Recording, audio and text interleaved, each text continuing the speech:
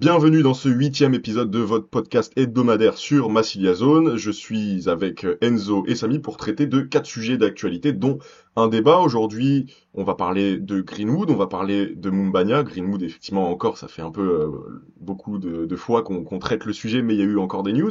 On va parler de Jonathan Rowe, on va parler de Amin Harit aussi, sur lequel il y a eu une petite news. Et enfin, nous allons parler pêle-mêle de certaines infos. Je t'invite à t'abonner à tous les médias de Massilia Zone, TikTok, Instagram, Twitter et YouTube, et évidemment à liker puisque ça nous met l'algorithme dans la poche. Enzo, Samy, ma question va être simple. Mason Greenwood a écourté ses vacances. On a l'impression qu'il fait un peu le faillot là, parce que ça devenait un peu compliqué pour lui.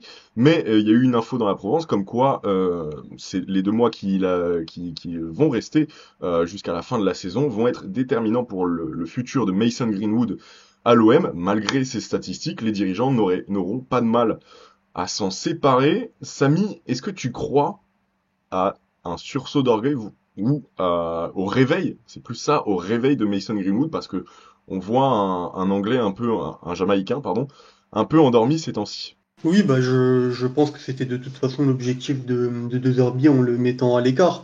Je pense que quand De Zerbi le met sur le banc pour la première fois contre Lens, il se dit qu'une semaine après, il a le match contre Paris et que tu ne peux pas aller à Paris avec ton meilleur joueur dans cet état-là, c'est-à-dire avec une implication très minime et pas opérationnelle pour être performant. Donc tu te dis que tu vas peut-être lui mettre un petit peu la pression. Un match contre Lens un peu compliqué, je vais te faire rentrer à la mi-temps, tu vas peut-être me faire débloquer le truc. Il le fait rentrer, on a tous vu comment ça s'est terminé, donc ça s'est très très mal passé. Donc finalement contre Paris, comme il n'a pas eu cette réaction d'orgueil, il le remet sur le banc. Je trouve que son entrée contre Paris, c'est pas beaucoup mieux, mais je trouve qu'on en a beaucoup trop fait. C'est pas non plus très, enfin, je l'ai pas trouvé scandaleux non plus. Là, il y a cette fameuse séquence. Après, on est quand même pas dupe. Ça reste quand même de la communication, mais il y a cette fameuse séquence où il revient 2 jours avant tout le monde, il s'entraîne tout seul, il est un peu plus impliqué. Je pense que c'est ce que De Zerbi attendait, c'est la réaction qu'il attendait. Il reste 8 matchs. Il a eu ce qu'il voulait. Je pense que De Zerbi a eu ce qu'il voulait. Il a gagné, c'est-à-dire que il a montré à Greenwood qu'il avait aucun mal à se passer de lui si il estimait que son implication n'était pas la bonne. Il a aussi gagné le fait de se dire que il y a finalement des joueurs comme Nadir ou Dedic qui dans l'animation peuvent un peu remplacer Greenwood, même si ça sera jamais parfait, surtout offensivement, mais au moins dans le caractère, tu gagneras plus qu'avec Greenwood. Et donc ça permet un peu de garder Greenwood en pression. Après moi, Greenwood, moi j'aime à l'appeler le mal nécessaire, parce que c'est une arme à double tranchant. Quand je dis mal nécessaire, c'est parce que c'est un joueur qui, par sa présence dans le 11, te pénalise, on l'a vu, surtout sans ballon, notamment dans l'application. Et c'est aussi un mal nécessaire parce que il a des qualités, il a cette faculté à te débloquer des matchs, des situations, des séquences que nul autre n'a dans l'effectif. Donc c'est pour ça que je dis que c'est une arme à double tranchant. Et donc forcément c'est une arme à double tranchant, c'est toujours difficile à gérer. Il faut parfois souffler le chaud et le froid comme vient de le faire De Zerbi. Donc moi je trouve que De Zerbi a quand même géré très intelligemment cette séquence avec Greenwood. Enzo, est-ce que avec justement cette gestion de Zerbi, pour toi, le Jamaïcain, l'ancien joueur de Manchester United, va avoir ce déclic? Est-ce que ces 2 mois pour toi? Alors je vais te demander de faire des suppositions. Alors effectivement, c'est jamais très très simple parce que effectivement, voilà, c'est pas forcément le réel. Mais est-ce que pour toi c'est possible que avec cette gestion, comme je l'ai dit, Greenwood se réveille? Bah justement, comme je l'avais dit lors de notre dernière vidéo sur On garde, on conserve, moi de base j'avais tendance à vendre Greenwood parce que c'est vrai que en ce moment il irrite, il peut être potentiellement énervant, frustrant de par sa nonchalance sur le terrain et son non-apport collectivement. Mais là tu te dis qu'il revient 2 jours avant tout le monde, il a l'air de se mettre au travail, il peut potentiellement améliorer son manque d'investissement. Et du coup, ça peut être bénéfique pour la suite et pour le collectif. Parce que comme il l'a souligné Samy, si justement, Greenwood, tu sens quand même que c'est un joueur intrinsèquement, il n'y en a pas 10 comme lui en Ligue 1 et potentiellement même en Europe. Il peut débloquer des situations à tout moment, même dans les petits espaces. Lorsqu'il combine, c'est magnifique. Il l'a prouvé lors de sa deuxième période contre Lyon en début de saison. Mais ce qui lui est reproché, c'est notamment son manque d'investissement et sa nonchalance sur un terrain de football. Et De Zerbi, ça, il déteste parce que peut-être que lui, il préfère avoir un joueur compatible avec ses préceptes et son système de jeu qu'un joueur peut-être moins qualitatif ou du moins avec de la qualité comme Greenwood, mais qui correspond plus à son système. Après, moi, je pense que cette gestion justement de Zerbi, elle peut être intéressante. Il a montré que c'était pas l'Olympique de Greenwood, qu'un joueur n'était pas au-dessus du collectif et de l'institution, et donc il peut potentiellement améliorer cela. Donc si, par exemple, il termine en trombe, tu retrouves le Greenwood du début de saison impliqué, tranchant, tonitruant, explosif, très bon techniquement, qui te montre tout simplement l'envie sur un terrain de football, oui, tu conserves sans aucune hésitation. Parce qu'encore une fois, au niveau du potentiel, Greenwood, c'est exceptionnel d'avoir un joueur comme lui à l'OM. Mais encore faudrait-il qu'il soit impliqué. C'est ça la vraie question finalement. On soulignait, Et puis, Samy, justement, ça va être dur de remplacer, d'avoir un joueur comme Greenwood dans une saison Ligue des Champions. Alors, je sais pas si c'est ce sur quoi tu voulais rebondir, mais j'en profite pour te poser la question aussi. Est-ce que cet été, même si ces 2 mois ne sont pas concluants, est-ce que Mason Greenwood est un joueur irremplaçable l'année prochaine pour la Ligue des Champions? Alors oui, c'est une bonne question, je vais essayer d'y répondre, mais juste par rapport à la séquence, euh, factuellement, même si on a dit que De Zerbi en sortait grandi et que la mise à l'écart de Greenwood, en tout cas pour les 2 matchs, elle était justifiée, on va quand même être un peu factuel. Greenwood, cette saison, c'est 15 buts, et c'est surtout 13 matchs dans lesquels il n'a pas... cette saison, l'OM a eu 13 matchs où l'OM n'a pas gagné en fait. Et parmi ces 13 matchs, il y a 10 matchs où Greenwood n'a pas été décisif. Donc ça témoigne quand même d'une mini dépendance, d'un début de dépendance. C'est-à-dire que quand Greenwood tourne mal, l'équipe tourne mal aussi. Quand tu gagnes pas 13 matchs et dans ces 13 matchs, tu en as 10 où Greenwood n'est pas décisif, je pense que ça veut dire beaucoup de choses. Et je pense que voilà, on ne peut pas non plus se passer éternellement d'un joueur qui est décisif un match sur 2 quasiment. Et puis je pense que De Zerbi, quand il met Greenwood, parce que par rapport à la question encore ou fini, quand De Zerbi met Greenwood à l'écart, c'est pas pour lui dire c'est bon, c'est fini, maintenant tu vas devenir un remplaçant. C'est pour lui dire moi je suis pas satisfait de ce que tu me montres actuellement, et j'ai une fin de saison à gérer. T'es la clé de ma fin de saison, en tout cas t'es une des clés de la fin de saison. Ça peut pas continuer comme ça, donc je vais te mettre un petit peu un coup derrière la tête pour que justement lors du sprint final je te récupère dans de meilleures dispositions. Et je pense que c'est la réaction qu'il a eue, cette fameuse séquence où il court à la commanderie. Je pense que c'est ce genre de réaction qu'il attendait. Donc il faut quand même, moi je trouve, il faut nuancer un peu cette mise à l'écart. C'est pas non plus on n'est pas sur un changement de statut. Pour moi, on est vraiment sur un coup de pression et qui semble-t-il être en train de marcher. Après, sinon, Tino, pour ta question que je trouve intéressante, moi j'ai toujours eu le même avis. Moi, depuis le début, je pense que Greenwood n'est pas voué à rester très longtemps à l'OM. Il est en mission réhabilitation parce que quand il sort de sa correcte saison à Retafe, c'est peut-être encore trop tôt pour aller toquer à la porte des gros clubs et qu'il fallait qu'il passe un peu par la case club intermédiaire, bon club d'Europe. Cette saison, il fait quand même une saison, on va pas se mentir, plus que correcte, même s'il se passe tout ce qui se passe en ce moment, ça reste plus que correct. Et donc, ça te réhabilite auprès des grands clubs. Et donc, cet été, tu peux avoir des clubs qui vont revenir vers toi. Je pense que par exemple, les dirigeants de Manchester United ne sont pas idiots. S'ils ont mis cette fameuse clause dans le contrat qui dit qu'ils récupèrent 50% sur le montant, c'est qu'ils savent que il y a une ouverture, il y a une possibilité qu'il y ait des clubs qui mettent un assez gros montant cet été ou l'été dans 2 ans, pour Greenwood. Donc pour moi j'y crois totalement à ce que Greenwood soit courtisé par des gros clubs. Je pense que si ce qui s'est passé dans sa vie personnelle, en tout cas dans le monde dans lequel on vit et surtout dans le football business, ne rébute aucun dirigeant de gros clubs.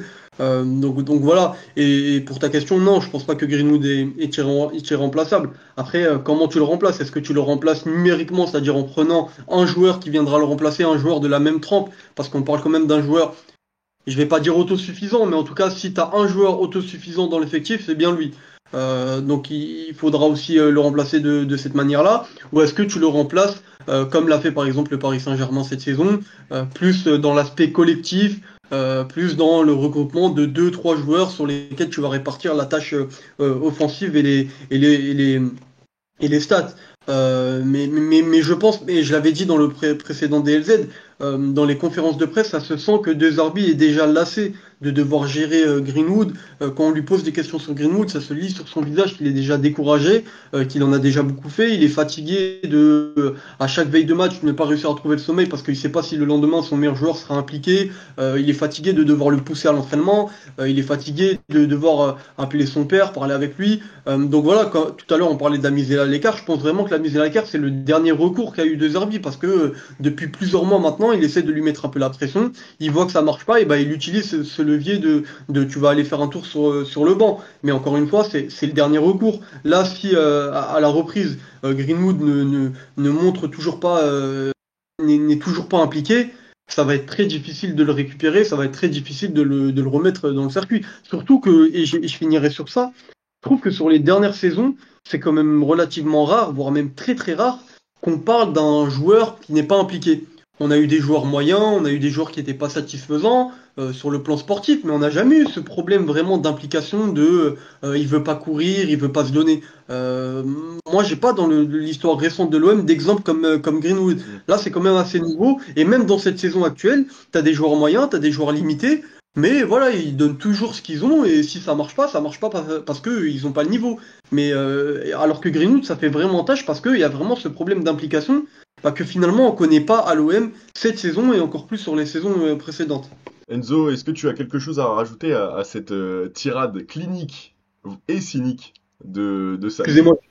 Pas de souci, ça sert à ça aussi, c'était très intéressant. Est-ce que tu as quelque chose à rajouter parce qu'on a déjà dépassé le temps imparti pour un sujet? Est-ce que tu veux rebondir sur quelque chose qu'a dit Samy? Non, mais honnêtement, tout a été dit. Par contre, je suis entièrement d'accord avec Semi lorsqu'il dit que, en fait, la mise à l'écart de Greenwood ne corrèle uniquement à un changement de statut. C'est-à-dire que De Zerbi utilise cette communication pour le piquer, pour lui faire comprendre que justement, il fait passer son collectif avant un joueur.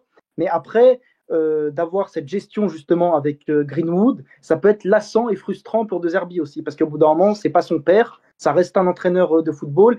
Et ça doit être insupportable de devoir gérer les égos ou le manque d'implication de sa petite starlette, entre guillemets. Tu vois, ça me rappelle quand il y avait beaucoup de stars au PSG, on parlait que de ça, et en conférence de presse, même les questions sont réellement axées sur Mason Greenwood à chaque fois. Et tu sens que De Zerbi, justement, il n'en peut plus de ça. Après, est-ce qu'il est irremplaçable en soi? Aucun joueur n'est irremplaçable. Par contre, au statut de l'OM, Greenwood, c'est quand même, je pense, ce qu'on peut avoir de mieux. Hein. Après, avoir aussi avec une saison sous Ligue des Champions, ça peut potentiellement attirer des noms. On l'a même vu sans Ligue des Champions, on attire quand même de grands joueurs et de grands noms au milieu de terrain, donc peut-être qu'en attaque, ce sera la même. Par contre, après, moi, à l'inverse de Samy, je pense qu'il n'y aura pas forcément beaucoup d'offres sur Mason Greenwood par rapport donc à ses déboires par le passé qu'il a eu. On ne va pas revenir encore une fois là-dessus. Et même, je ne vois pas non plus un gros club européen mettre une grosse somme sur Mason Greenwood. Mais après, encore une fois, je peux me tromper, mais je pense que de disputer la Ligue des Champions, une grande compétition où justement il peut se montrer avec l'OM, peut-être que ça peut, entre guillemets, le réveiller et justement le fait qu'il soit impliqué justement avec l'OM. Et je trouve que, encore une fois, pour rebondir sur ce qu'a dit Samy, c'est vraiment un problème de manque d'implication. C'est aucunement un problème de talent. Par exemple, à l'image d'un Benedetto, qui était quand même limité techniquement et footballistiquement, mais qui se donnait sur le terrain. Greenwood, c'est l'inverse. Greenwood, on sait pertinemment qu'il est très technique, qu'il est capable de faire basculer une rencontre à lui seul, mais encore une fois, c'est quand il veut. Et c'est ça le réel problème. Parce que Roberto De Zerbi est un entraîneur qui fait passer le collectif avant ses joueurs. Et encore une fois, il préférera avoir un joueur de moindre qualité, mais qui correspond à ses principes et à son système de jeu, quitte même à se passer un petit peu de la qualité. Et en fait, c'est ça le souci et le casse-tête de Roberto De Zerbi aujourd'hui. Mais moi, personnellement, j'aimerais qu'il nous démontre qu'il est capable d'être impliqué sur ce sprint final, qu'il performe, qu'il retrouve de la constance et de la régularité. Et là, je pense qu'à partir de ce moment-là, la question ne se poserait même pas. Bon, on va sûrement rogner sur les prochains sujets. Hein. Merci les gars, vous avez été très très approfondis dans votre analyse. Merci d'avoir déterré Benedetto. D'ailleurs, on va passer, ça m'offre la transition parce qu'on va passer au Benedetto camerounais. Bon, la comparaison est un peu est un peu foireuse, mais je vais la garder quand même. Voilà, on parle d'une recrue made in Benassia à l'hiver 2024, pardon, c'est Faris Moumbagna, 24 ans, qui revient de blessure très très prochainement. Voilà, il s'était blessé, rappelez-vous, à Brest à la première journée alors il venait d'entrer en jeu à la place d'Eli Wahi, il me semble. Voilà, c'était un peu un coup dur parce que donc on a été obligé. Le coup dur, c'est pas d'avoir été obligé de recruter Neil Maupay, mais c'est d'avoir été obligé de s'activer sur une nouvelle piste alors que le mercato était déjà un peu prenant. Et donc jusqu'ici, Moumbagna, c'est 23 matchs, on le rappelle, avec 4 buts et une passe décisive l'année dernière dans un collectif malade. Ma question, elle va être simple. Enzo, tu viens de finir, donc t'es encore chaud. Donc on va attaquer avec toi.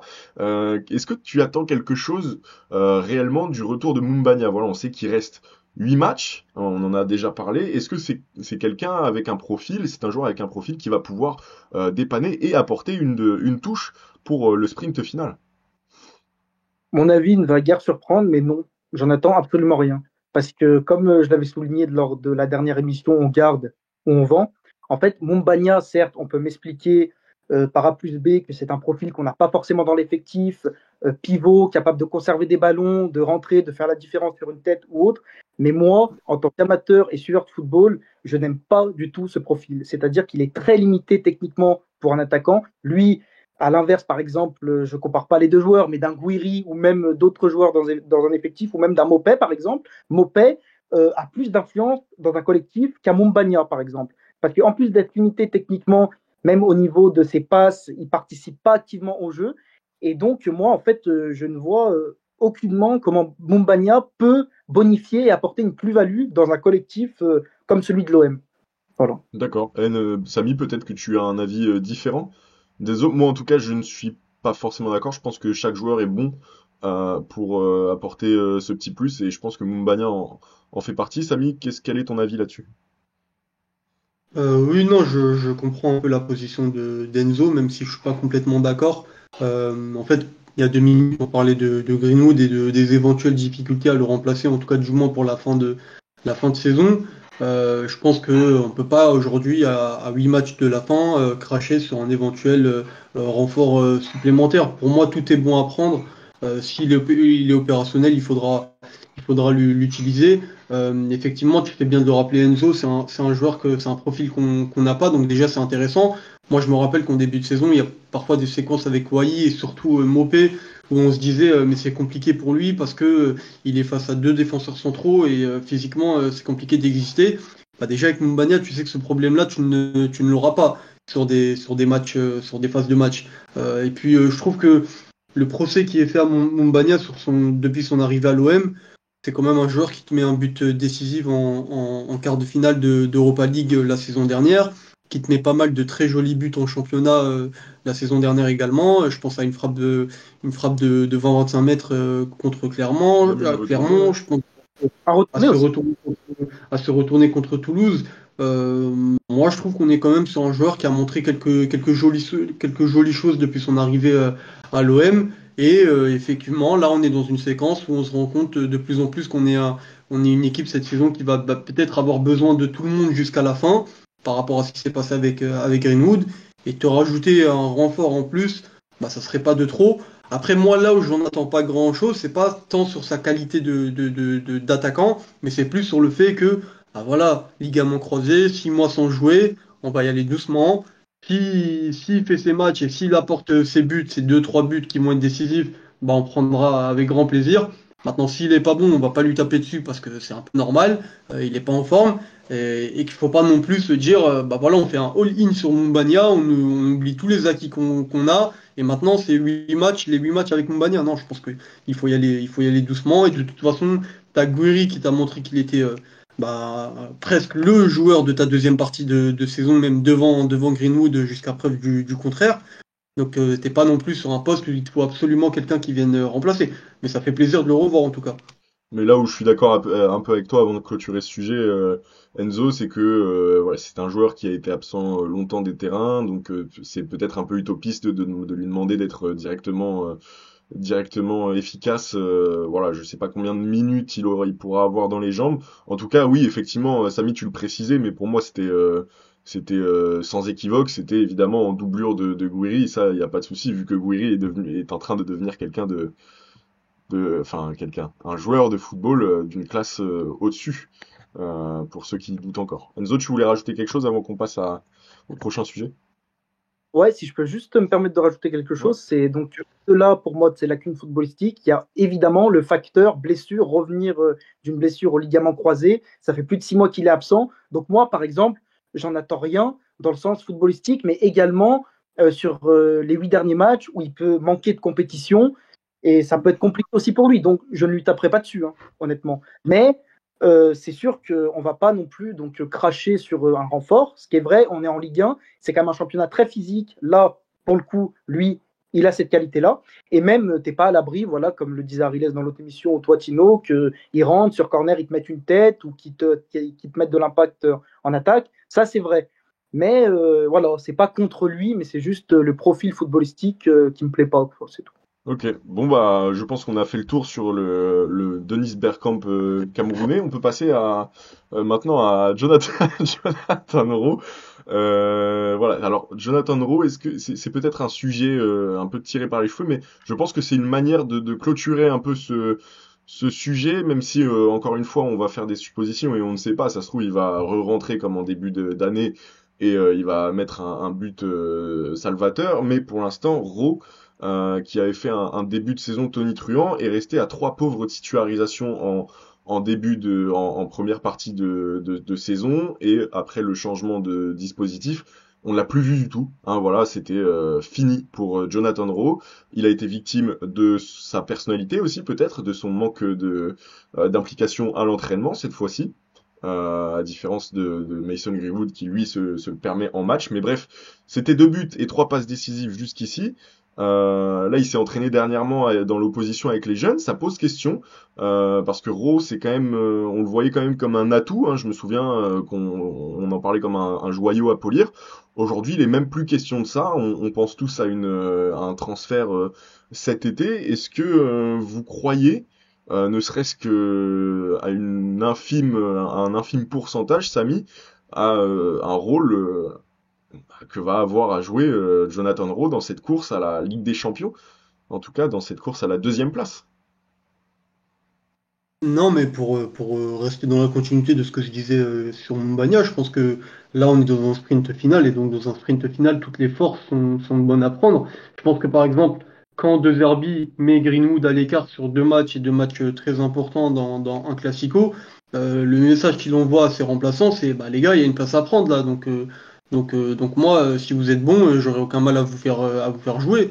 Donc pour moi, il élimine personne. Et Rowe est parfaitement légitime et pertinent à avoir un rôle plus ou moins important dans une rotation ou dans des titularisations ici et là pour montrer il peut être décisif. Je pense que dans un sprint final, là, il faut être pragmatique. Tu as besoin de toutes les forces. C'est un joueur qui a montré qu'il est capable d'être sacrément décisif en début de saison. En début de saison. On va pas revenir sur tout ce qui s'est passé. On n'a peut-être pas réussi à lui tendre la main au moment où on devait le faire. On ne sait pas vraiment trop ce qui s'est passé. C'est un peu trouble. Je trouve quand même que ce Raw, il y a un peu trop l'alarme incendie. Je trouve qu'on en fait un peu trop pour si peu en fait, parce que mais à tous les étages du club, enfin même que ce soit les supporters comme les dirigeants, parce que quand j'entends qu'on veut déjà le faire partir, il y a un joueur de 21 ans qui quitte pour la première fois son pays, l'Angleterre, pour aller dans un gros club, on va dire au niveau national. Enfin, je veux dire, c'est peut-être un peu normal, c'est peut-être le processus normal d'un joueur de 21 ans, 20-21 ans, qui sur les 6 premiers mois est un peu, voilà, c'est un peu poussif, il a du mal un peu à s'adapter. Moi, je vois rien de très alarmant, je vois rien de très inquiétant, même quand on parle d'implication à l'entraînement. Pour moi, je suis désolé, mais ça fait partie du processus normal d'un développement d'un jeune joueur de 21 ans qui vient d'arriver à l'OM. Là où Greenwood, on peut moins lui donner ce crédit-là, parce que même s'il n'a pas 10 ans de plus que Rowe, il doit avoir 2 ans de plus seulement, c'est quand même un joueur qui connaît plus le haut niveau que Jonathan Rowe. C'est un joueur qui est passé par Manchester United. La saison dernière, il était encore en Liga. Voilà, il est un peu plus aguerri. Lui, il a moins l'excuse. Rowe, pour moi, il est dans son développement. Et ce qu'il a vécu cette saison, pour moi, il n'y a rien d'alarmant, en fait, finalement. Enzo, moi ce sera la même question, hein, j'ai pas d'autres choses à te demander. Samy, lui, en tout cas, veut tirer les forces, toutes les forces d'un groupe et ne s'alarme pas, comme il dit. Est-ce que tu es de cet avis-là? Non, mais après, c'est tout à fait normal de vouloir tirer toutes les forces d'un groupe sur un sprint final, surtout quand il te reste 8 matchs. Mais par contre, après, je trouve que Jonathan Rowe est le perdant du changement de système de Roberto De Zerbi. Et malheureusement, depuis cela, je trouve qu'il s'en est pas forcément relevé parce que moi, en début de saison, lors de son entrée tonitruante contre Lyon, je voyais vraiment un joueur avec un potentiel, tant dans des prises de balles que dans justement sa capacité aussi à vouloir constamment faire ses partenaires. Il te mettait le feu sur son côté. Il avait vraiment quelque chose footballistiquement. Mais là, c'est vrai que plus le temps passe, plus tu te rends compte finalement peut-être que c'est compliqué pour lui dans ce système-là. J'entends bien. Donc après, à voir si Roberto De Zerbi repasserait à un autre système, peut-être que son utilité et son rôle pourraient changer. Mais après, oui, effectivement, c'est encore un jeune joueur qui vient d'arriver à l'OM, qui quitte son pays pour la première fois. Donc, patience. Attendons. Il n'y a rien d'alarmant, comme le dit Samy. Moi, par contre, j'étais le premier à souligner peut-être potentiellement un 2 poids 2 mesures, dans le sens où ce qu'on reprochait à Mason Greenwood, le manque d'implication, on ne le faisait pas forcément pour, ou du moins pas de la même ampleur. Après, c'est vrai, par contre, Samy m'a convaincu dans le sens où c'est vrai que c'est plus pardonnable et excusable pour Rowe que pour Greenwood. Parce que certes, c'est des joueurs qui sont plus ou moins de la même génération, mais Greenwood a de l'expérience contrairement à Rowe. Rowe n'a pas l'expérience d'un Mason Greenwood et n'est pas tant aguerri sur le plus haut niveau.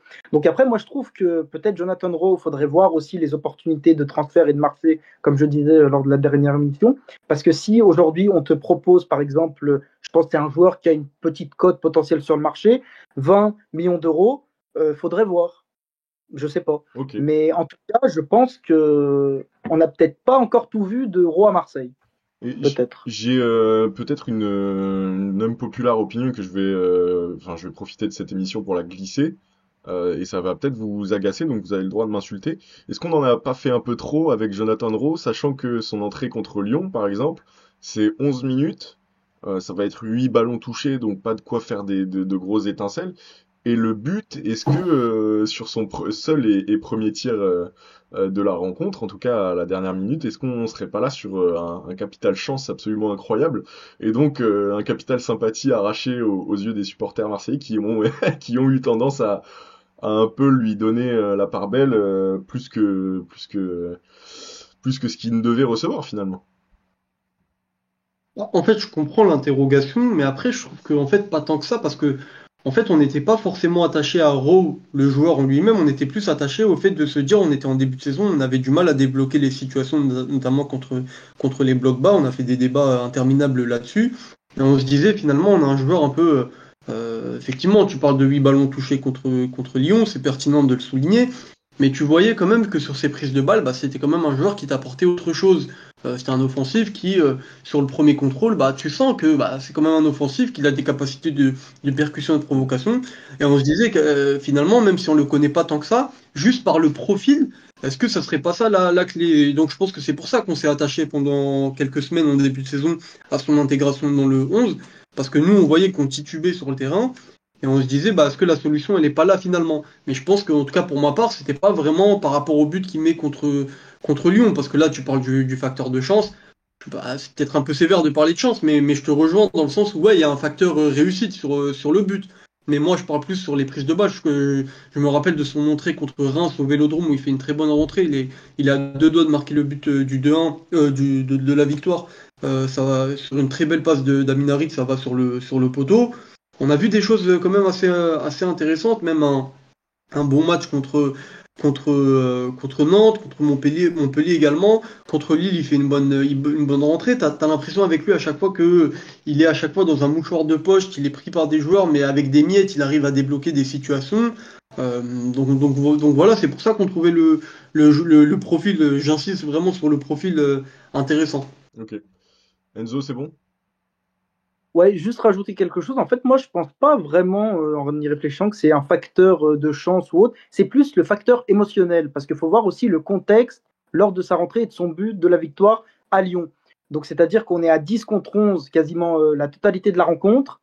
On gagne à la dernière seconde. Donc, il y a le fait que tu puisses t'attacher aux joueurs. Après, par contre, moi, je trouve, comme tu l'as souligné, il touche 8 ballons, mais tu sentais que lors de son entrée, il t'apportait autre chose, tant dans ses qualités de provocation, de percussion, son toucher de balle. Tu sentais qu'il y avait vraiment un petit truc en lui de football, tu vois. Tu disais que ça peut potentiellement être un vrai bon joueur de football, agréable à voir et à regarder. Mais après, contre Lyon, dans un Olympico, il t'apporte la victoire alors que tu es à 10 tout le match.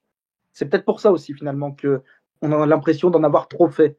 Mais c'est pas trop fait, c'est juste que c'est le contexte qu'il a bien voulu, tu vois. Il y en a un sur qui on n'en a pas assez fait, justement, et on va passer à l'avis de Samy, sur lequel Enzo va pouvoir débattre. C'est sur Amin Harit, qui n'a plus joué depuis 5 mois, enchaînant les suspensions, les choix du coach, et ensuite, malheureusement, les blessures. Alors, le joueur prend un peu sur lui, parce que la saison est effectivement assez éprouvante pour l'international marocain, qui est blessé actuellement. Samy, qu'est-ce que tu peux nous dire sur Amin Harit? Je sais que tu as un avis très tranché sur ce joueur et je t'offre l'occasion voilà, d'entériner un peu tout ce que tu penses sur lui et de le faire savoir à nos auditeurs. Alors, qu'est-ce que tu penses de son statut actuel à l'OM, du fait que effectivement le coach ne l'ait pas relancé, que les supporters n'aient pas voulu forcément en majorité le revoir sur les terrains, et plus globalement, qu'est-ce que tu penses de tout ce qu'il a fait à l'OM et voilà, s'il était amené à quitter l'OM cet été, ce qui semble très probable, serais-tu un peu frustré? Moi, je sais quelle est la réponse. Est-ce que tu voudras que je te repose les questions après, parce que je t'en ai posé 3 d'un coup là, ça fait beaucoup quand même. Non, mais j'ai une mémoire sélective. Non, mais je trouve que actuellement, sur son statut actuel, il n'y en a pas vraiment, dans le sens où c'est un joueur qui est en délicatesse avec sa forme physique, donc il a du mal à réintégrer le 11 qu'il a quitté depuis très longtemps maintenant. J'essaye d'être factuel et cohérent avec ce que j'ai dit depuis le début. Là, il reste 8 matchs. S'il arrive à se retaper, toutes les forces sont bonnes à prendre. Et j'essaye aussi d'être factuel sur le début de saison. Pour moi, Amin Harit est, en tout cas jusqu'à Paris, pour moi, c'est top 3 des meilleurs joueurs de l'OM sur le début de saison. Et pour moi, Harit, si on est factuel, on compte uniquement les matchs où il était opérationnel et pas blessé, donc jusqu'à, on va dire, octobre. Il y a largement plus de matchs réussis que de matchs ratés. Et d'ailleurs, pour moi, des matchs ratés, il n'y en a qu'un seul, c'est celui à Strasbourg, où toute l'équipe passe à côté d'ailleurs. Et donc là, peut-être on peut lui faire le reproche, je veux bien l'entendre, sur le fait que, effectivement, depuis qu'il est à l'OM, t'as l'impression que quand l'équipe passe à côté, Harit, c'est pas forcément, avec toutes les qualités qu'il a, c'est pas forcément le joueur qui va te faire sortir l'équipe de l'eau. Ça, on peut lui faire le reproche, parce qu'effectivement, dans le rôle qu'il a, le rôle de joueur offensif axial, un peu 10, même si pour moi, c'est pas vraiment son poste, mais dans ce rôle-là, tu t'attends à ce que ça soit lui qui débloque les situations. Ça, il ne l'a pas fait. Et l'exemple de Strasbourg, par exemple, que je viens de citer, est pertinent.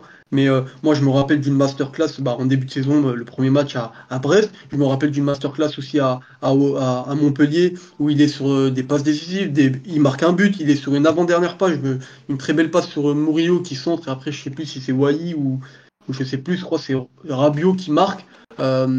Donc voilà, il y a plein de bons matchs d'Amin Harit. Je trouve qu'on a été injuste comme souvent avec lui dans le jugement qu'on a fait de son début de saison. Je trouve que depuis qu'il est à l'OM, il y a cette funeste blessure contre Monaco, il se fait rouler dessus par un camion comme ça, alors qu'il était sur sa lancée. C'était à l'époque le meilleur joueur pour moi sous Igor Tudor. Sous Sampaoli, ça a été pour moi un des hommes importants de la deuxième partie de saison. Je me rappelle que Sampaoli en conférence de presse avait dit qu'il regrettait de s'être passé de Harit aussi longtemps sur certains matchs. Je trouve qu'on a été injuste avec lui. On parle en fait, j'arrive pas à cerner ce qu'on lui reproche vraiment. Ouais. Et, Parce qu'il n'est pas je le disais plébiscité en fait par la communauté marseillaise, c'est ça que tu oui, mais pourquoi? Parce que même sur sa globalité, son passage à l'OM, moi, sur les fois où il a été aligné sur le terrain, et comme c'est un joueur que j'apprécie énormément, je retiens assez bien les matchs, moi, je vois largement plus de matchs réussis, de matchs où il est bon, que de matchs ratés. Et puis, il faut pas oublier que c'est un joueur qui a une très longue blessure. La saison dernière, il a pas eu de rechute quasiment. Donc là, peut-être qu'il est encore un peu dans une phase de digestion de ce retour-là. C'est pas facile à gérer. Je trouve qu'on est injuste avec Amin Harit. Enzo, je vais te poser la question, parce qu'il vient de finir là-dessus. Samy, est-ce que tu trouves que le traitement des supporters marseillais est injuste avec Amin Harit, un Amin Harit qu'on a payé seulement 5 millions d'euros à Schalke, ce qui est quand même pas un investissement incroyable pour la plus-value sportive qu'il a pu apporter. Alors, injuste, concernant l'apport d'autres joueurs, honnêtement, pour moi, si on doit vraiment taper sur quelqu'un, c'est peut-être pas forcément sur Harit. Après, c'est vrai que actuellement, il enchaîne les blessures, c'est compliqué pour lui physiquement, mais par contre, là, je viens de penser à quelque chose. Dans le jeu de Roberto De Zerbi, il te manque clairement de la créativité. Et s'il y a bien un joueur qui peut être créatif et t'en apporter, c'est Amin Harit. Ça, c'est vrai. Moi, maintenant, ce que je lui reprochais à Amin Harit, et je sais que Samy ne va pas être d'accord, c'est potentiellement un manque de constance et de régularité, mais qu'il n'a pas eu forcément qu'à l'OM, mais tout au long de sa carrière. Parce que si justement, d'après moi, il aurait été constant et régulier, il évoluerait dans un top club. Parce que Amin Harit, tu sais très bien que au-dessus, techniquement au-dessus de la moyenne, il est capable justement de faire jouer les autres, d'être tant au départ à la conclusion d'action. Donc moi, si je suis intransigeant justement avec Harit, c'est justement parce que moi, j'apprécie ce profil footballistique et je veux en voir plus en permanence. Voilà. Et il y a quand même beaucoup de matchs où j'ai le souvenir qu'il manque de justesse parfois dans la dernière passe ou autre. Et ça, je trouve que c'est dommage. Et c'est pour ça que pour moi, son passage à l'OM reste finalement en demi-teinte et n'a pas marqué, pour le coup, grandement marqué les esprits. Voilà. Après, oui, il y a sous Sampaoli, effectivement, par séquence, il a été vraiment fort. Sous Tudor, avant sa blessure, la même. Et moi, j'étais le premier aussi à souligner, lorsque Roberto De Zerbi arrive, tu sentais clairement un joueur transcendé. C'était clairement, là je suis d'accord avec Samy, par contre, avant le match face au PSG, peut-être l'un des 3 meilleurs dans l'effectif, et il n'est pas troisième, d'après moi, parce que vraiment, il t'apportait clairement qu'on pouvait toujours attendre de lui, c'est-à-dire de la créativité et puis de la constance et de la régularité. Je le trouvais quand même assez régulier et toutes les situations dangereuses, offensives, passaient par lui. Et moi, c'est ça que j'attends d'un Amin Harit. Samy, Après, Mais Samy, est-ce que justement, l'année dernière, on a l'impression qu'il est cataclysmique, parce qu'en plus, il revient de blessure, donc il fait quelques rentrées où on se dit, oula, qu'est-ce que ça va donner à Harit cette année? Et au final, il finit meilleur passeur d'Europa League quand même, donc est-ce que tu voulais y revenir? Et vas-y, je te laisse dire ce que tu avais à dire. bah, tu fais bien de le souligner parce que moi je suis absolument pas d'accord. Alors j'invite ceux qui n'ont pas la mémoire courte. Je sais pas si vous vous rappelez la saison dernière, en tout début de saison. Donc Harit, on l'avait plus vu depuis Monaco et Dissassi. Et je sais pas si vous vous rappelez, sur ses premiers matchs, Harit il est très bon. Et même physiquement, on était tous surpris parce qu'on se disait mais il n'a pas joué pendant un an. On pensait que ça allait prendre un peu plus de temps sur son retour. Et là, physiquement, il tient la route. Et vraiment, sur ses premiers matchs, moi je me rappelle d'une masterclass contre Le Havre au Vélodrome, même tu l'as très bien souligné, Tino, même en Europa League, il est tout le temps décisif, il finit même meilleur passeur de l'édition entière. Il est nommé plusieurs fois homme du match, notamment contre l'Ajax, contre le Shakhtar, contre Villarreal. Donc moi, le côté cataclysmique de sa saison dernière, je suis absolument pas d'accord. Il a eu un gros passage à vide juste après la CAN. Parce qu'en fait, par rapport à ce que je disais au début, sur le fait uniquement il soit revenu très fort dès le début, quand il va à la CAN, il joue pas du tout là-bas avec la sélection marocaine. Et je pense que ce coup d'arrêt lui a fait énormément de mal physiquement parce qu'il passe d'une période où il jouait pas du tout avec sa blessure à une période où il joue énormément parce qu'il était bon. Donc on a beaucoup compté sur lui. Il y a ce coup d'arrêt à la CAN. Quand il revient, il est cataclysmique. Je suis d'accord sur la séquence février-mars, mais surtout février. Il est vraiment cataclysmique. Mais après, il se reprend très bien. Parce que, je l'ai dit tout à l'heure, contre le Shakhtar, aller-retour, et le Shakhtar, c'est entre février et mars, il est élu homme du match. Contre Villarreal, à l'aller, il est élu homme du match. Donc moi, le côté cataclysmique, je suis pas du tout d'accord. Il y a, pareil, en fin de saison, il y a des matchs où il se reprend très sérieusement. Je pense à un match contre Nice au Vélodrome. Donc je trouve que sa saison, quand tout à l'heure je parlais d'injustice sur le jugement qu'on fait d'Amin Harit, je trouve que sa saison dernière, vraiment, on est injuste parce qu'on regarde juste le résultat classement final de l'OM et on se dit il a été mauvais, alors que pas du tout. Et en plus, on prend même pas en compte le côté retour de blessure. Moi, je suis absolument pas d'accord. Et juste pour répondre à Enzo, quand tu parles d'inconstance, ok, je veux bien, mais est-ce que l'inconstance, il l'a eu? Parce que on parlait de sa saison sous Sampaoli. Sampaoli a dit j'ai fait l'erreur de ne pas compter sur lui, donc il a pas vraiment donné sa chance. Et quand il a donné sa chance, il a été bon. La saison sous Tudor, il est régulier jusqu'au mois de novembre, il enchaîne, donc la constance elle est là.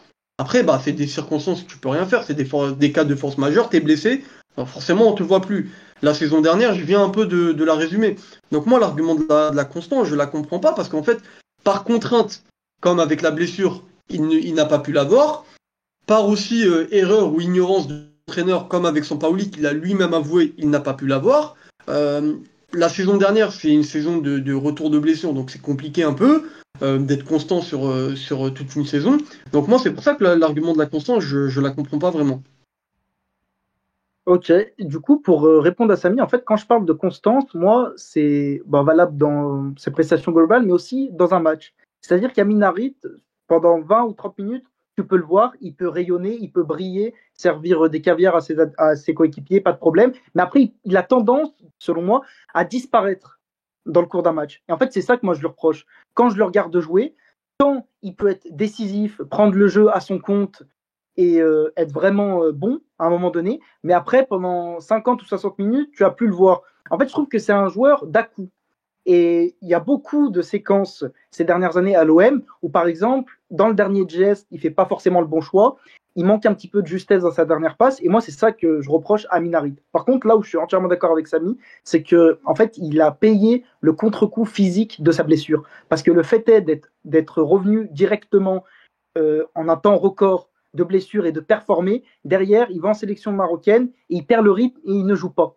Donc c'est pour ça, après, potentiellement, qu'il a du mal et qu'il revient pas forcément à son niveau. Ça, c'est vrai. C'est le contre-coup physique d'une blessure. Est-ce que Samy, tu voulais rajouter quelque chose avant qu'on passe aux infos pêle-mêle ou c'est bon? Euh, oui, non, mais juste par rapport à l'argument de d'Enzo, bah, tu vois, tout à l'heure, Tino parlait d'un joueur que tu as eu pour 5 millions. Donc, quand tu achètes un joueur 5 millions, effectivement, c'est pas Wirtz ou Musiala, il va pas être impactant sur toute la durée d'un match, même si pour moi, sur ses points faibles, c'est pas forcément ce que je retiens. Tu as quand même des masterclass d'Harit à l'OM, je pense au Sporting, ou je pense même à Tottenham, où sur la durée complète du match, il est vraiment à la hauteur. Moi, c'est pas vraiment ce que j'ai observé chez lui. Alors effectivement, le dernier geste, ça c'est sa grande faiblesse. Là-dessus, je peux pas te contredire, tu as totalement raison. Mais ça, c'est aussi inhérent à son poste. Quand tu joues dans cette position de numéro 10, effectivement, tu as plus de chances d'avoir des pertes de balles un peu préjudiciables parce que tu prends des risques et parce que tu es dans une position voilà, qui génère une prise de risque que si tu joues, je sais pas, moi, latéral droit. Donc ça aussi, je trouve qu'il faut le prendre en compte. Bah merci les gars pour ce débat sur Amin Harit. J'espère qu'on va le revoir parce que moi c'est voilà, pour le peu que je donne mon avis, Harit c'est quand même un joueur que j'affectionne énormément, même s'il a pu parfois m'agacer, dont notamment l'année dernière son passage à vide qu'a décrit Samy. C'est vrai que c'est un joueur qui est tellement talentueux que quand il performe pas, on le voit tout de suite. Donc Voilà. c'est cher payé pour lui le pauvre, mais c'est vrai que j'adore ce joueur et c'est toujours un régal de le voir en forme. Pêle-mêle, on va Juste, Ouais, dis-moi. si tu me permets, juste pour clôturer, alors ça va peut-être faire un peu démago, mais on parle quand même d'un joueur qui est arrivé 2 fois à l'OM en prêt, c'est-à-dire que quand il arrive la première fois, il arrive le dernier jour du mercato, l'OM le fait patienter pendant longtemps et il attend l'OM jusqu'au dernier jour, encore plus lors de la deuxième fois, donc juste à l'été 2022.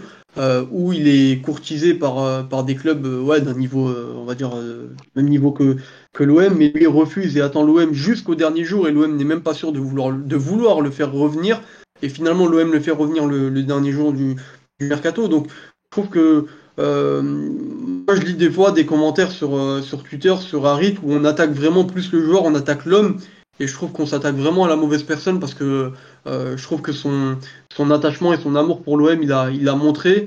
Et je trouve que c'est petit de s'attaquer de cette manière-là à Harit. Quand je vois des gens se féliciter, je sais pas, quand t'as des séquences où on voit que Harit est à l'entraînement, t'as des gens qui pleurent parce qu'il est là, oh non, pas lui et tout. Je trouve que c'est très petit de faire ça.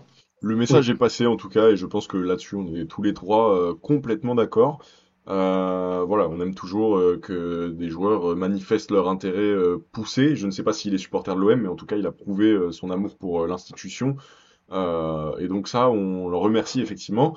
On va continuer sur tes chouchous, Samy, parce que si je connais bien quelqu'un qui a mis les notifs de la Juventus cette saison, je pense que c'est bien toi. Je sais pas ce qu'il en est toi, Enzo, mais on sait que notre bien-aimé Igor Tudor, coach de l'année 2022-2023, vient de rejoindre le projet de la Juventus et je sens que le mariage va être incroyable. Donc ma question les gars c'est est-ce que vous allez regarder la Juventus jusqu'à la fin de la saison? On sait que Igor Tudor nous a fait rêver avec l'OM. On était tous très tristes de le voir partir. Peut-être un peu moins vu le contexte de la fin de sa saison, mais avec du recul c'est vrai que c'était quelque chose d'incroyable.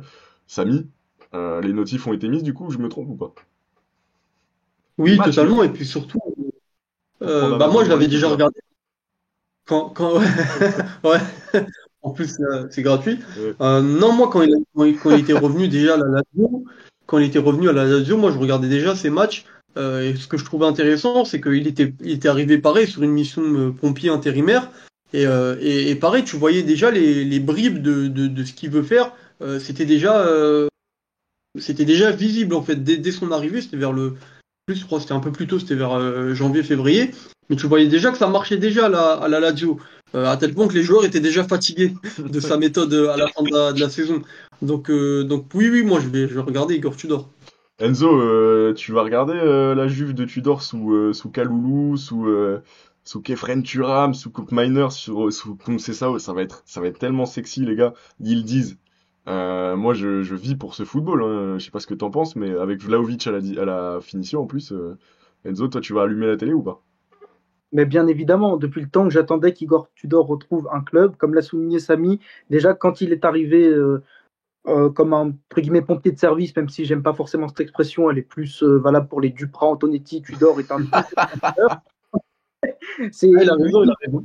son but, c'est le beau football, Igor Tudor, et j'aime les entraîneurs qui produisent un football offensif total et chatoyant. Et c'était le cas à l'OM. Parce que pour le coup, moi j'ai été le premier, j'étais pas encore dans le média, mais à m'offusquer, à m'offenser du traitement qu'a subi Igor Tudor de la part des supporters marseillais. Parce que quand tu te permets de siffler, de huer un entraîneur alors qu'il a même pas disputé encore un seul match officiel en te basant uniquement sur des matchs amicaux, c'est honteux et scandaleux. Et Ouais. après, il a tout prouvé l'entraîneur qu'il était. Parce que quand tu regardes même le placement des centraux de l'OM, donc Gigot, Balerdi, Mbemba, ils jouaient quasiment en permanence en attaque. Les défenseurs jouaient attaquant. Tu avais un contre-pressing de tous les instants, une intensité folle. Ça jouait vraiment au football. C'était du football offensif total. Donc pour le coup, il faut valoriser les entraîneurs de la trempe de Tudor. Et honnêtement, pour moi, c'est le mariage parfait. Et il va produire du beau football. Et j'invite les auditeurs à regarder. Ah oui, bon, en tout cas moi je vais me brancher aussi, donc voilà, ça fait 3 plus 3 Ouais. auditions, enfin audience pour l'équipe, si c'est diffusé en tout cas. Il y a une news que vous n'êtes pas obligé de commenter les gars, et c'est d'ailleurs un joueur dont il faudrait peut-être oublier un peu son passage à l'OM, ou en tout cas arrêter pour certains de l'aduler, c'est Joey Barton qui a été reconnu coupable d'agression sur sa femme en 2021. Ça nous étonne pas forcément du personnage ni de voilà de qui il est, et on connaît un peu ses prises de position actuelles, et c'est tout sauf quelqu'un de drôle, et c'est pas parce qu'il va dans les COP à l'étranger de l'Olympique de Marseille quand Marseille va jouer en Angleterre qu'il faut lui donner du buzz. En tout cas, voilà, je sais pas si vous êtes corda là-dessus, mais ça a l'air d'être un je vais pas utiliser de mots vulgaires, mais voilà, je vois que vous hochez la tête. On peut passer à la news suivante. C'est les salaires. On connaît les salaires des joueurs de l'Olympique de Marseille. Alors voilà, on n'est pas comptable ni quoi que ce soit, mais c'est toujours sympa de savoir un peu où on est l'OM dans sa masse salariale, parce que ça donne une indication de comment le club est géré. Et en tout cas, il y a quelque chose qui est nouveau, c'est que l'entraîneur Roberto De Zerbi gagne 550 000 euros par mois, et qu'il est le premier salaire tout en haut de la hiérarchie sous ses joueurs. Alors c'est peut-être un signe pour dire voilà qui est le boss. En tout cas, Mbemba lui touche 270 000 euros par mois, ça fait un peu mal, mais bon, c'est comme ça. Et sinon le top 10, enfin celui qui est tout en haut de la liste, laissez-moi retrouver, c'est Et bien, Pierre-Emile Højbjerg avec 500 000 comme Adrien Rabiot et Benasser ferme le top 3 avec 450 000 au même titre que Greenwood et Kondogbia qui touchent encore un peu trop. Voilà, est-ce que vous avez vu ce classement et si oui, qu'est-ce que vous en pensez? Voilà, très rapidement avant de clôturer ce DLZ numéro 8. Enzo, je Pour pense moi, que c'est ouais, assez, Samy, vas-y. Samy. oui, pour moi, c'est assez cohérent. Tu as cité le top 3, c'était les joueurs les plus aguerris, c'est des internationaux de haut niveau qui ont côtoyé les grands clubs. Là-dessus, moi, je vois absolument rien de scandaleux sur les trois premiers. Ensuite, tu as Rongier qui est dans le top 5, top 6, mais après, peut-être que je suis pas objectif, parce que Rongier, c'est un de mes joueurs préférés à l'OM, mais par rapport à ce qu'il a fait à l'OM et son niveau de performance, il est à 300 000 ou 330 000, c'est pas scandaleux non plus. Il y a le fameux Kondogbia. Mais au premier abord, tu pourrais dire que ce que Kondogbia, c'est scandaleux. Mais à l'époque, quand tu lui donnes ce salaire-là, tu sais pas encore que c'est le Kondogbia qu'on a connu finalement. Quand Kondogbia arrive à l'OM à l'été 2023, on pense encore que c'est Kondogbia qu'on connaît de l'Atlético Madrid qui va même te faire passer, te faire changer de dimension au milieu de terrain. Donc au moment où il lui a donné ce salaire-là, c'était pas scandaleux. Aujourd'hui, ça l'est un petit peu, même si scandaleux n'est pas forcément le mot le plus pertinent. Mais sinon, je vois pas énormément. Enfin, pour moi, c'est assez cohérent. Enzo? Oui, moi je trouve que c'est assez cohérent parce que comme l'a souligné Samy sur ce qu'il vient de dire, c'est que Kondogbia, j'ai tendance aussi, même lors de micro-trottoirs, j'en avais fait l'année passée sur les salaires, ou même un peu sur Twitter, tout le monde s'offusque et se scandalise, mais quand Kondogbia arrive, c'est un joueur dans la tête des gens qui peut potentiellement, comme l'a souligné Samy, te faire passer un cap. Ils ont encore en mémoire son passage à l'Atlético, joueur expérimenté qui a disputé la Ligue des Champions, qui est international français. Donc pour moi, finalement, au vu de sa saison dernière, même si là, finalement, défense centrale, il est plutôt assez performant, ça peut être scandaleux, mais finalement, ça ne l'est pas.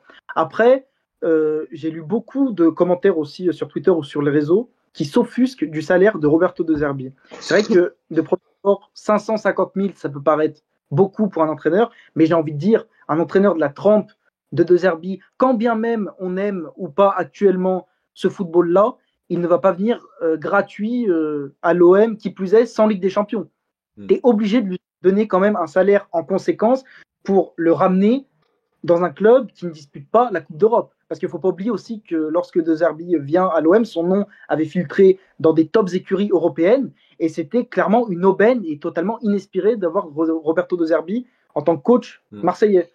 Donc finalement, si tu réfléchis à ça, c'est pas scandaleux. Mais rien que le fait d'avoir plus un salaire plus conséquent que ses joueurs, ça affirme une certaine autorité aussi, puisque on sait que la valeur, enfin la valeur de l'argent est prépondérante dans le foot, donc je pense que c'est important aussi qu'il soit le mieux rémunéré. Samy, pour clôturer. Oui, ça c'est cohérent parce qu'ils ont martelé depuis qu'il est arrivé, ils ont toujours martelé que en gros la star du projet c'était De Zerbi, donc c'est quand même cohérent que ça soit lui le plus gros salaire, même si moi c'est pas.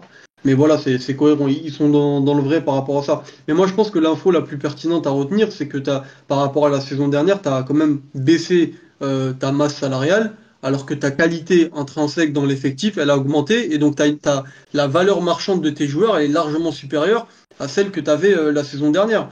Donc je trouve que c'est quand même un exemple d'efficience et de bon travail des dirigeants marseillais cet été, parce que en termes de qualité, j'insiste, tu boostes ton effectif par rapport à la saison dernière, et en plus tu gagnes de l'argent. Et donc tu gagnes de l'argent dans les deux côtés, parce que tu baisses les salaires, mais en plus de ça, si tu boostes ta qualité, c'est que ça veut dire que tu as des joueurs qui ont une valeur marchande supérieure. Donc à la revente, c'est des joueurs qui vont aussi te rapporter énormément d'argent. Donc je trouve que ça c'est quand même très intéressant à souligner. Merci les gars, la team compatibilité. Ouais, dis-moi. Si je peux juste rajouter quelque chose, c'est sur le fait que en fait, c'est plutôt logique, comme tu l'as souligné, Tino, et même comme Samy vient de le dire, dans le sens où Roberto De Zerbi, c'est lui, en fait, la véritable star du projet. Il est au cœur et au centre du projet marseillais. Donc finalement, c'est pas plus mal d'asseoir l'autorité de l'entraîneur et de dire, voilà, c'est lui qui commande, c'est lui qui est au-dessus de ses joueurs et dans l'institution, dans la hiérarchie et dans l'organigramme du club, c'est lui qui commande, entre guillemets. Et il a les joueurs. Par contre, après. Faudrait juste pas qu'après qu'on ait dit tout ça, il nous lâche cet été. Ouais, voilà, ça c'est vrai, exactement. Ça, par contre, c'est vrai, c'est le problème, parce que il est venu pour s'installer potentiellement sur la durée, mais s'il part cet été, il va falloir retrouver un entraîneur, etc. Ça peut être compliqué. Mais par contre, dernière chose, c'est là où l'OM, je pense, a progressé cette saison. C'est que quand tu regardes la grille des salaires, tu n'es pas scandalisé. Même par exemple un Mason Greenwood, quoi qu'on en pense actuellement, 400 000 euros, c'est pas honteux. Je pense que des années en arrière, on lui aurait donné bien plus, honnêtement. Là, je trouve ça correct, honnêtement. Bah, merci les gars, merci à la team comptabilité. Samy, Et puis juste, je t'ai vu te pencher, un vas-y. dernier- Là, c'est vraiment le dernier, parce qu'on est à 55, Oui, vas-y. on se répète un peu, je vais peut-être un peu me répéter, mais le supporter, il doit pas être il doit pas être schizophrène non plus et hypocrite. Tu peux pas vouloir que ton équipe progresse, tu peux pas vouloir que ton équipe fasse venir à chaque fois des meilleurs joueurs. On ouvre Twitter, les gens ne parlent que de Pogba, que de Griezmann, que de gros joueurs. Et quand t'as les salaires qui sortent, les gens sont offusqués, mais pourquoi il y a que des gros salaires? Bah ouais les gars, vous voulez des gros joueurs, bah il y a, un Rabiot, un Neubier, un Greenwood, un De Zerbi. Enfin, je veux dire, c'est logique. Donc moi, je comprends pas à chaque fois pourquoi les gens sont offusqués qu'il y ait des gros salaires à l'OM. Moi, je vois ça plutôt d'un œil encourageant. Ce 8e épisode de Dans la zone, votre podcast hebdomadaire, me semble terminé. Les gars, Samy, Enzo, merci de m'avoir fait le plaisir d'être là. Je sais que je vous ai fait louper en plus la première mi-temps du match de l'Algérie contre le Mozambique. J'espère que vous m'en voudrez pas trop, parce qu'en plus il y a déjà 3-0. Donc prenez une petite pause mentale et ensuite allez vous faire plaisir devant ce match. Merci les gars d'avoir été là. Je rappelle évidemment à nos auditeurs, à nos téléspectateurs de s'abonner et de liker, ça nous met l'algorithme dans la poche, et va t'abonner aussi sur Twitter, sur TikTok, sur Instagram. Ça nous aide pour notre travail, parce que voilà, on travaille quand même pas mal pour le média, ça nous fait plaisir. Et je vous souhaite à tous une excellente soirée ou journée, ça dépend à quelle heure vous regardez. Et moi j'ai plus qu'à vous dire ciao pour de nouvelles vidéos. Allez l'OM, merci les gars.